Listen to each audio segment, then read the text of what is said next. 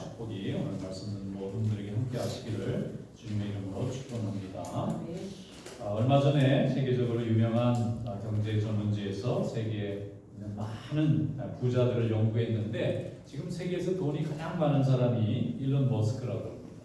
그런데 과거에는 빌 게이츠라는 분이 세계에서 가장 돈이 많았다고, 한때는 스티브 잡스나 저커버그 같은 분도 이렇게 부자였다고, 최고 부자가 되기도 했습니다. 그런데 지금 이런 혁신가들이 세계 경제를 이끌어가고 있고 많은 기술 발전과 문명 발전을 이루는데, 이분들이 갑자기 이렇게 나온 것이 아니라 앞에서 누군가 열심히 연구해놓은 그 결과를 디딤돌 삼아서 자기의 기술을 발전시켜 나가다 보니까 인류 모두에게 유익이 되는 그런 기술이 자꾸 만들어지는 거예요. 100년 전에는 에디슨이라는 분이 있었어요. 근데 이분이 전기 에너지를 가지고 그냥 이렇게 힘으로만 쓰다가 이걸 빛으로 바꿔봤거든요. 그래서 이게 전등이 생겼어요. 그분이 이 전구를 만들지 않았으면 지금 깜깜하게 살았을지도 모르겠어요. 그런데 그걸 토대로 해서 그 다음에 더 발전된 기술들이 자꾸 나오게 되는데, 이렇게 누군가 앞에서 씨를 뿌리고 또 그 열매가 나오면 그 열매를 가지고 또 누가 다른 사람이 또 씨를 뿌리고, 이런 과정이 계속 반복되면서 문명도 발전하고 기술도 발전하고 인간의 환경도 발전하고 모든 상황이 발전하고 있는 것입니다. 그래서 우리는 앞에서 수고한 사람들에 대해서 항상 감사한 마음을 가지고, 또 현재 내게 주어져 있는 일을 감사한 마음으로 열심히 수고하게 되면 내 자신만을 위해서 이것이 일하는 것이 아니라 누군가는 내가 수고한 결과를 가지고 그 다음에 우리 자녀들이나 다음에 또 누군가가 이걸 더 발전시켜 나갈 수 있는 계기가 되기 때문에 오늘 내가 여기서 충실하게 내 일을 잘 감당하는 것처럼 중요한 일이 없습니다. 오늘 말씀 가운데 보면은 예수님께서 이 땅에 오실 때에 예수님이 오시는 일을 예비한 사람이 있다고 하는 것을 우리에게 알려주고 있습니다. 어떤 사람인가 하면은 광야에 외치는 자의 소리라고 성경이 소개하고 있는 세례요한이에요. 세례요한은 예수님이 오기 전에 이 땅에 예수님이 올 것을 미리 알려주고 예비할 수 있는 그런 하나님의 종으로 불러주셨어요. 그래서 예수님이 이 땅에 오실 때에 그 모든 백성들의 마음이 예수님을 향할 수 있도록 이렇게 인도해준 귀한 사명을 이 세례요한이 감당합니다. 오늘 이 마가복음 말씀을 함께 열어보도록 하겠습니다. 마가복음 1장 4절부터 11절 말씀 다 같이 오늘 주신 말씀으로 믿고 우리 다 함께 읽어보도록 하겠습니다. 세례요한이 광야에 이르러 주의 사명을 받게 하려 그에게 세례를 전파하니 온 유대 지방과 예루살렘이 다 나아가 자기 죄를 사과하고 요단강에서 그에게 세례를 받더라. 요한은 낙타 털 옷을 입고 머리에 가죽띠를 띠고 메뚜기와 석청을 먹더라. 그가 전파에 이르되 나보다 능력 많으신 이가 내게 오시나니 나는 구겨 그의 신발끈을 풀기도 감당하지 못하겠노라. 나는 너희에게 그로 세례를 베풀었거니와 그는 너희에게 성령으로 세례를 베푸시리라. 그때 예수께서 하늘에 나사렛으로부터 와서 요단강에서 요한에게 세례를 받으시고 또 물에서 올라오실새 하늘이 갈라짐과 성령이 비둘기 같이 자기에게 내려오심을 보시더니 하늘로부터 소리가 나기를 너는 내 사랑하는 아들이라 내가 너를 기뻐하노라 하시니라. 아멘. 성경 신약 성경을 열어보면은 마태복음, 마가복음, 누가복음, 요한복음 4개의 복음서가 있어요. 복음이라는 것은 예수님에 대한 이야기가 적혀 있어서 복음이라고 합니다. 그런데 이 4개의 복음 중에서 가장 먼저 쓰여진 것이 마태복음이 아니고 마가복음입니다. 마가복음이 먼저 쓰여지고 나머지 마태복음, 누가복음, 요한복음이 그 후에 쓰여졌는데 제일 먼저 마가가 예수님에 대한 이야기를 써야 되겠다고 생각을 해요. 복음을 전하면서 로마 제국 곳곳을 사도 바울과 또 바나바와 함께 복음을 전했던 이 마가에게 있어서는 일일이 사람을 만나서 복음 전하는 것도 참 중요하지만 누군가 글을 써서 직접 사람이 만나지 않더라도 이 매체를 통해서 누군가 읽으면 스스로 예수님이 누군지 깨우치게 하는 것도 굉장히 중요하겠다는 생각이 이릅니다. 그래서 자기가 겪고 경험하고 만났던 모든 사람들, 특별히 마가의 다락방에 있었던 그 마가가 자기 집이잖아요. 자기 집에서 예수님이 일어난 함께 하셨던 모든 과정을 너무나 잘 알고 있는 사람이니까 이것을 성경으로 기록하면서 예수님에 대해서 복음을 쓰게 되었는데, 이 성경 말씀인 마가복음을 읽고 얼마나 많은 사람들이 예수님께 돌아왔는지 몰라요. 그는 정말 기가 막힌 방법을 생각해낸 겁니다. 그 당시에 책은 흔한 것이 아닙니다. 나라에서 공문서로 쓰든지 아니면 학자들이 쓰거나 지식인들이 필요한 거였는데, 이걸 가지고 모든 사람이 다 예수님의 이야기를 들을 수 있도록 해야 되겠다고 생각해서 마가복음을 쓰게 되었는데, 거기에 마가가 전한 복음이다 이렇게 썼는데, 복음이라는 말은 기쁜 소식이, 기쁘다는 일, 기쁜 소식인데, 당시에 이 복음이라는 말을 쓰던 사람들이 있었어요. 뭐냐면은 황제의 이야기는 복음이라고 썼어요. 새로 황제가 등극했습니다. 새로 황제가 나가서 전쟁에서 승리했습니다 하는 것은 복음이라는 거예요. 그 당시 사람들은 그 말을 복음이라고 말을 썼어요. 그런데 마가는 그게 아니라는 거예요. 세상의 황제라 세상의 소식이 복음이 아니고 온 인류가 구원받는 예수 그리스도의 말씀이 복음이라고, 그 복음이라는 용어의 개념을 완전히 바꿔놓은, 세상의 이야기가, 세상의 권세자 이야기가 복음이 아니고 세상의 모든 심령을 구원하시는 하나님의 이야기가 복음이라고 바꿔놓은 거예요. 그로 인해서 오해도 많이 받습니다. 아니, 황제만 쓰는 복음을 예수님에게 썼다고 이 로마 사람들이 화가 나서 이 기독교를 그때부터 박해하기 시작하고, 이 사람들이 황제의 명칭을 쓰는 거 보니까 우리의 권력을 이게 넘어뜨리려고 하는 게 아닌가라고 오해도 받고 핍박도 많이 받습니다. 그러나 이 복음을 통해서 많은 사람들이 예수님이 누군지를 알게 되었고, 예수님의 은혜를 경험하게 되었고, 구원의 하나님의 백성으로 부름받게 된 줄로 믿습니다. 이사야 선지자는 광야에 외치는 자의 소리가 있을 것을 이미 800년 전에 예언을 해요. 예수님 오시기 전에 800년 전에 광야에서 누군가 하나님의 복음을 전하는 사람이 나올 텐데, 그런 사람이 나타날 때쯤에는 그리스도가 올 때가 가까이 왔다는 거예요. 이것이 이사야 선지자가 800년 전에 예언했던 내용입니다. 그리고 나서 구약 성경의 마지막 선지자 이름이 말라기라는 이름을 가진 선지자인데, 말라기는 그리스도가 이 땅에 오시기 바로 전에 주님이 오시는 것을 미리 길을 닦는 사람이 나올 거라는 거예요. 그러니까 한 사람은 광야에서 하나님의 종이 나올 거고, 한 사람은 주님이 오시는 길을 열어주는 선지자가 나올 거라고 그랬는데, 이 두 가지가 다 합치면 세례 요한이 됩니다. 세례 요한은 하나님의 말씀을 광야에서 전했습니다. 사람들이 많이 모인 도시에서, 동네에서 전한 것이 아니라 사람은 아무도 가지 않는 광야에서 복음을 전했어요. 허허벌판에서 사람이 살지 않는 그런 뜨거운 땅에서 복음을 전했는데, 놀랍게도 사람들이 그 말씀을 듣고 은혜를 받고 회개하기 위해서 광야로 다 몰려 나왔어요. 하나님이 역사하셨습니다. 마가는 바로 그의 이름이 요한이라고 했고, 여러 이름을 가진 요한들이 많았기 때문에 예수님에게 세례를 준 사람이라는 이름을 특정해서 그 사람을 세례 요한이라고 소개했어요. 마가는 그의 이름을 세례 요한이다. 세례 요한은 왜 세례야? 예수님에게 세례를 준 사람이다.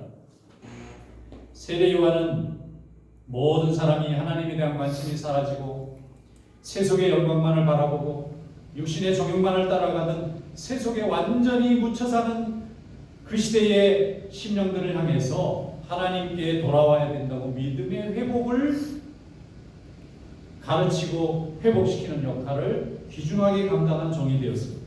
그는 회개하는 사람에게는 세례를 줬어요. 회개의 세례를 베풀었어요.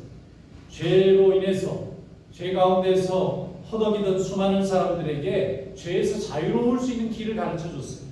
회개하는 것입니다. 세례를 받는 것입니다. 거듭나는 것입니다. 하나님의 말씀으로 돌아오는 것입니다.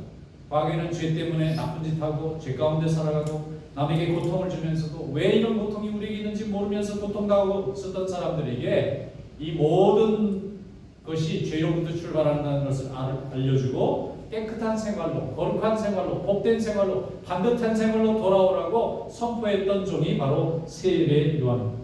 그는 모든 백성들에게 땅에 관심을 뒀던 그 시대의 모든 사람들의 마음이 하늘로 관심이 바뀌도록 인도한 귀한 종으로 사역을 감당했습니다.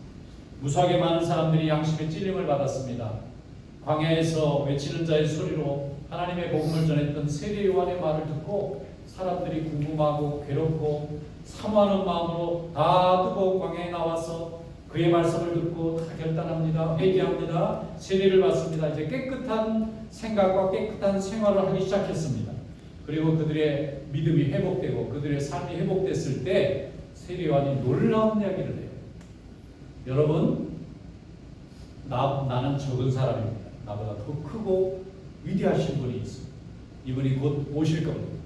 이분을 위해서 내가 지금 이 일을 하고 있는 것입니다. 그러면서 자기는 메인이 아니고 앞에서 인도하는 사람이라는 얘기를 해주는 거예요. 사람들이 깜짝 놀랐을 겁니다.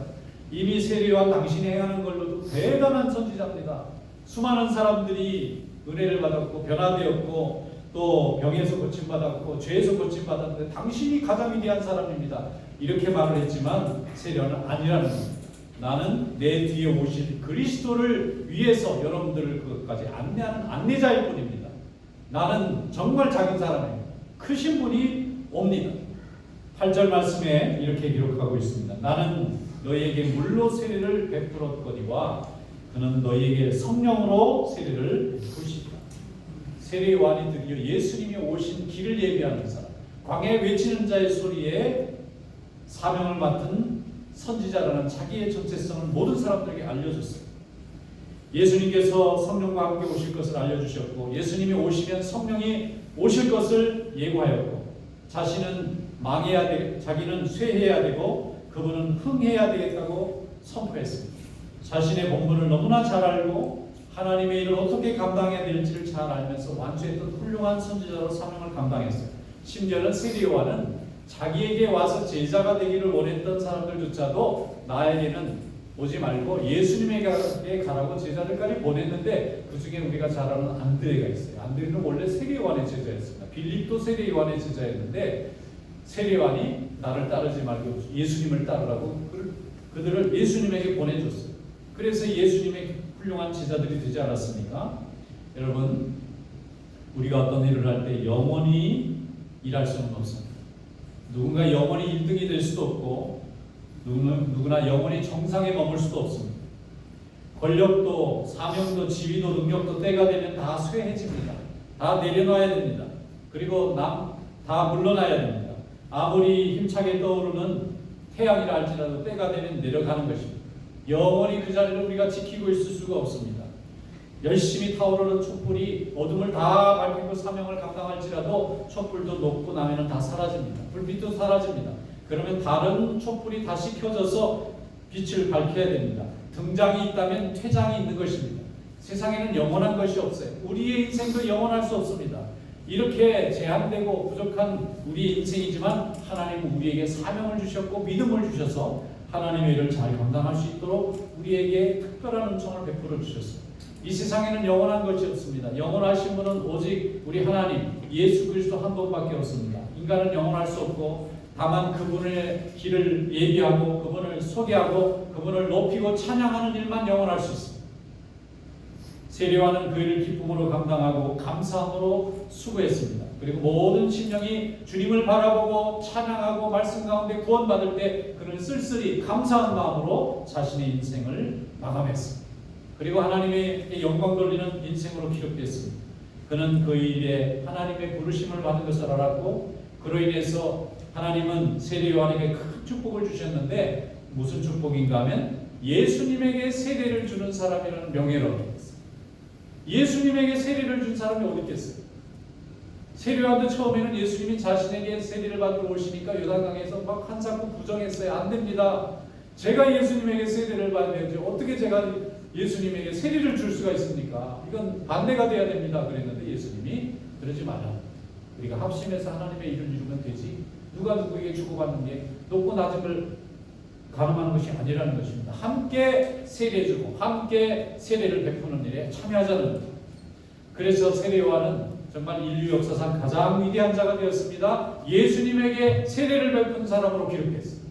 그가 받은 영광입니다. 예수님이 세례를 베푼 순간을 오늘 성경이 기록하고 있는데 거기 보면 삼위일체 하나님이 동시에 역사하세요. 동시에 나타납니다. 인간이 느낄 수 있는 보고 들을 수 있는 방법으로 역사하셨어요. 이 영광스럽고 경외롭고 아름다운 광경이 바로 세례 요한의 순종과 헌신과 하나님께 대한 충성 속에서 나타나게 된 것입니다. 마태복음, 마가복음, 누가복음, 요한복음 4명의 모든 예수님의 제자들, 성경을 남긴 제자들이 이 장면을 너무너무 감격스러워했어요. 그래서 반드시 적었습니다. 각자 조금 표현은 달랐지만 성부, 성자, 성령 세 하나님이 함께 역사하신다고 하는 그 장면을 아주 자세하고 구체적이고 강력하게 묘사하고 설명했습니다. 오늘 12장 9절로 12절 말씀에 보면 이렇게 되어 있습니다. 그때 예수께서 갈릴리 나사렛으로부터 와서 요단강에서 요한에게 세례를 받으시고 곧 물에서 올라오실새 하늘이 갈라짐과 성령이 비둘기같이 자기에게 내려오심을 보시더니 하늘로부터 소리가 나기를 너는 내 사랑하는 아들이라 내가 너를 기뻐하노라 하시니라. 이 들리고 보았으니까 제자들이 쓴 거예요. 보고 들리지 않았는데 쓸 리가 없습니다. 물에는 지금 예수님이 세례받고 물에서 올라오세요. 그런데 하늘에서는 성령이 내려오고 있어요. 그런데 하늘에서 우레와 같은 소리가 들립니다. 이건 내 사랑하는 아들이다 하는 하나님의 음성이 들리는 거예요. 하나님의 존재가 나타나는 순간이고 성령의 역사가 보여지는 순간이고 예수 그리스도의 모습이 등장하는 순간입니다. 이 영광스러운 순간에 모든 인간이 느낄 수 있는 방법으로 세 분, 성부, 성자, 성령 세 분 하나님이 동시에 나타난 이 기록을 성경은 굉장히 귀하게 설명하고 있는 것입니다.